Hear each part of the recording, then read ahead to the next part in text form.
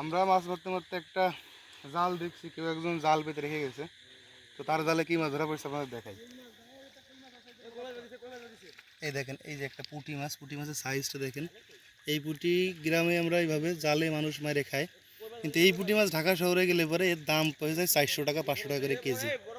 খুবই সুন্দর, আরও মাছ থাকতে পারে, দেখাবো আপনাদের। এই আর একটা মাছ, আর একটা মাছ বাচ্চা এইখানে তাও আছে, এইখানে এই যে আর একটা মাছও আছে, এই যে এখানে শাপলাও আছে। একবারে পুঁটি মাছ এখান থেকে ধরে নিয়ে শাপলা দিয়ে তরকারি রান্না করে খেতে হবে, একেবারে পারফেক্ট প্যাকেজ। গ্রাম না হলে পরে এই প্যাকেজগুলো আসলে সম্ভব না।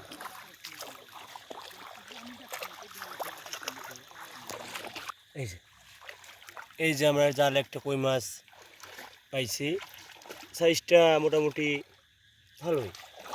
এর থেকেও এইগুলোকে বলে হচ্ছে দেশি কই। দেশি কই। আপনারা শহর অঞ্চলে যারা খান না হাতশাহরা, তারা বলেন যে দেশি কই বলে অনেক কিছু বিক্রি করেন, কিন্তু আসলে দেশি কইটা দেখেন, এই হচ্ছে দেশি কই।